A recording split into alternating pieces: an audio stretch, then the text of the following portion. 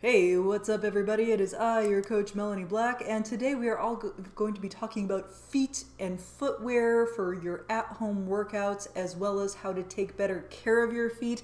This is a subject that has been very personal to me for the past couple of months, and really for my entire life. I have had struggles with my feet, but sometimes you live and you learn, and you find that certain ways of doing things are just more effective, even if you don't like them. So, it is confession time. I hate going barefoot. I like to have my feet cozily packed inside socks and shoes where I feel warm and safe.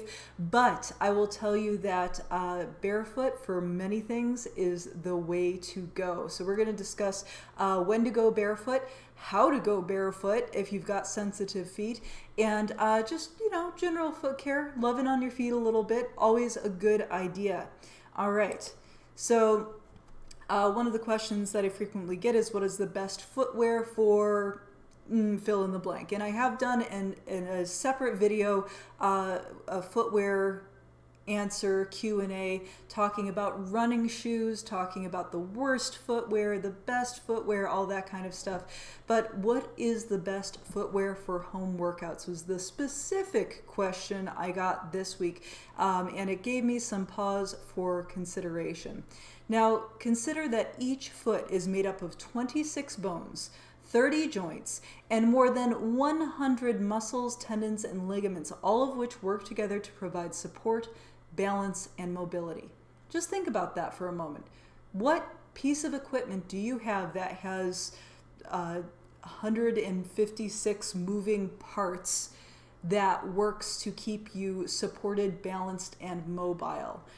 There's not a whole lot I can think of that would really fit the bill as far as that complexity and that amount of cool stuff getting done.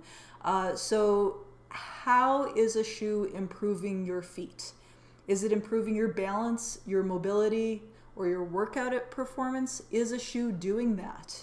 And the short answer is no, it's not. There is no shoe that will improve upon the structure of your foot as it is, okay?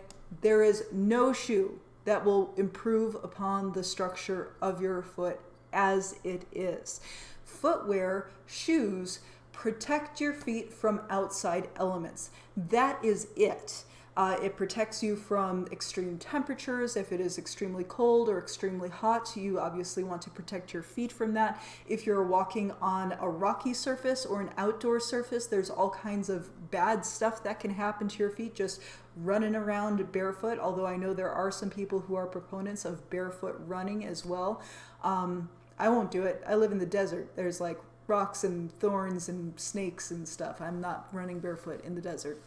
But there are lots of reasons to protect your feet out in the world. If you go to most gyms, if anyone's actually going to a gym these days and not working out in their home, if you go to a gym, they will typically have regulations that require you to wear footwear. And even in places that they don't, it's probably a good idea.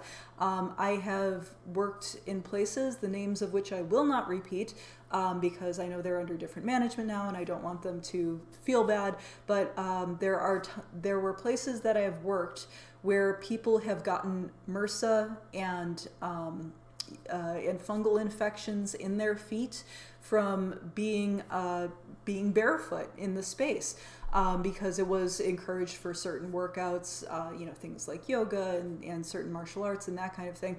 And anytime that you're in an environment with other people like that, it's a good idea to have something on your feet to protect them. But what about when you're in your own home, when you don't have to protect your feet from any other outside elements? Is there any good reason to wear footwear for your own workouts in your own home? Not really. The answer is no, not really. Now that said, many people who have sensitive feet or have perhaps worn orthotics for a very long time, they may need to gradually work down to be at a comfort level where they're comfortable going barefoot even in their own home. But I mean, if you can't be barefoot in your own home, where the heck are you going to be barefoot? So really start to work on this. Um, and it might just be a matter of making sure that you're walking in bare feet in your own home, walking around on those various surfaces, getting your foot used to coming into contact with the world without coverings and things insulating it and over it. Any layers that you put on your foot will not improve the function of your foot. Even just a sock can have a tremendous impact, especially when it comes to things like squats, certain types of exercises and activities where not only your stability contact with the floor, but how much slide, how much slippage is happening. If you were to go back and look at the some of the squat videos I've done where I give you the cue of pressing the feet away from each other like you're trying to tear the mat apart from underneath your feet. If you're wearing socks, the socks will slip. If you're wearing footwear, the footwear will slip. So absolutely, going barefoot is the way to go when you're in your own space. Also, you want to get in the habit of being able to touch your own feet. And like, yeah, I know feet are probably, you're probably like, ew, feet are gross.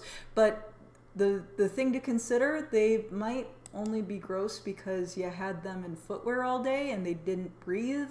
I will tell you that one of the big struggles I had getting the slides together for this video right here, I was trying to find a couple of good foot anatomy pictures for y'all because there is a lot going on in that foot of yours.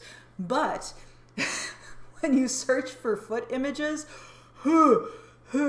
there's a bunch of like foot diseases that come up, like, like nasty just junk going on with your feet. So why does all that stuff happen with your feet? Well, a couple of reasons. One is that we're locking them up in non-breathable footwear all day long, just letting that bacteria fester in there, right? We're not airing out our feet enough. We're not going barefoot enough. And the other part is circulation. Okay, if you are constantly insulating your feet and you're constantly putting them in supportive shoes, your feet will start losing circulation. And this is one of the big complaints that I have been guilty of. I'm like, I don't want to go barefoot. My feet get cold. Well, guess what? Spoiler alert, like, you go barefoot long enough and your feet stop being cold all the time. Now, part of it could be from the acclimation, but I think a greater part of it has to do with foot circulation. Getting all of those blood vessels, all those capillaries into those fine extremities in your feet. Also, nutrition will help out with this as well, because if you are diabetic or pre-diabetic, the blood pumping into your feet, like pumping all the way down into those feet, if your blood is thick and syrupy from having too much sugar in your blood, then you are going to have a harder time getting good circulation down into the feet, which is why diabetics sometimes lose their feet, which sucks. So another nice thing you can do for your feet is get your nutrition in check, which will in turn get your total body weight, body mass in check as well. It is harder on the feet if you are a heavy person. It just is. Now, if you're satisfied with being a heavy person and you like your big body, that's totally cool. I support you. But remember, your feet are supporting you too. So make sure you're really taking care of those feet. Make sure you are taking the time to air them out, to give them a nice massage, to exercise them. Wrong slide. Where did I go? Screen share. There we go. To reach down and touch them is fantastic for your flexibility and your mobility. I don't think we do that enough. Giving yourself a nice massage from time to time. Walking on different surfaces where it is safe for you to do so, and just be really cautious with that, because you don't want to end up like getting hookworm or a thorn in your foot or some such nonsense. But in your own home, yes, go barefoot. And I am going to show you some of my absolute favorite foot exercises right now. And these will not only help with your feet, but these are also going to help with your balance, with your mobility, with your circulation, with your strength, with your exercise form. So all of these things are going to be helped with these exercises and with going barefoot for your workouts in general. Okay, so One of the absolute best things you can do for your feet is calf raises. Coming up onto tiptoes and coming back down in bare feet, of course, and going as slow as you can or stopping for a moment at the top. Now, if you've got foot issues, you might not be able to go up that high. You might have to do a small calf raise to begin with, or you might not be able to stay up that long and you might have to do a little bit faster pace. But if you can, slow it down, come up to tiptoes, hold for a moment, and come back down with control. And get a couple of different angles. So toes out to the side, coming up onto tiptoes, and back down with a little bit of a plie kind of thing happening here, right? And then inward, like so. This one, very challenging for the balance. In addition to calf raises in all directions, gently stretching the back of the foot, like so. A few deep breaths on each side.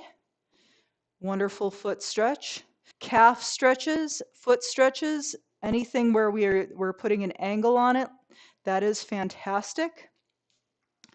Ankle circles, one of my absolute favorites. And these are, if you want to work on your balance, do them standing like I'm doing right now.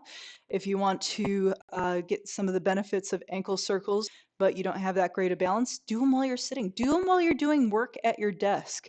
Kick off those shoes underneath your desk. Y'all are working at home right now anyways. Go ahead and kick those shoes off while you're watching TV, while you're watching YouTube right now, while you're at your desk, and do those ankle circles, do those calf raises. And then as far as massaging the feet out goes, doesn't have to be complicated. You get that foot, say come here foot, and you get in there with both hands, get in there with your thumbs and loosen everything up, okay? Loosen them up all the way down, like spread those toes, wiggle them around a little bit, show your feet some love, give them some foot care, and as you're doing this, you will get a little extra stretching going as well. And part of the reason why this has been in my mind lately, why I've been thinking about foot care lately, is because, as you know, or you may not know if you're not a subscriber or if you're not a member of the Nerd Gym, I have been doing a 18-week weight loss journey, just getting started. Just in the first month of that weight loss journey, I deliberately gained on 50 pounds this year so that I could lose it week by week using the same program that I give these folks right here.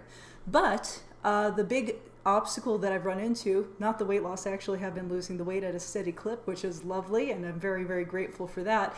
But one of the things that I recommend is that you get 10,000 steps per day. And my feet were feeling really bad for a little while because I wasn't, as a result of that, getting my 10,000 steps per day. So I said, Melanie, what is wrong? Why are those feet hurting you so much? And then I realized that I've been teaching all of the classes that I teach at the Nerd Gym with my shoes on. Okay, so there's my big confession. I've been teaching too much with shoes on, and even though I wear nice minimal footwear, this is what I wear for running, the minimal stuff. And again, we work up to minimal, or work down to minimal. You don't just hop into minimal. You can check out my other video on running shoes if you're interested in running in minimal footwear. But what I shouldn't have been doing is I shouldn't have been working out in these every day, because I'm working out in my own home. There's absolutely no reason for me to put the extra stress on my feet by having them in a shoe while I'm doing my exercise. So from here on out, if you are a member of the Nerd Gym, you will definitely be seeing me working out in bare feet, including the jumping stuff, because I have worked up to it. Now, not everybody can go from wearing footwear to jumping with bare feet. I get that. Just make sure that you work up to it slowly, gradually reduce the thickness and increase the flexibility of your footwear. And then as soon as you can, start working out in bare feet. And that would include your aerobics as well as your strength training. All of those things can be done in bare feet in your own home. And I'll look forward to seeing you there. All right. Take care, everybody. Bye.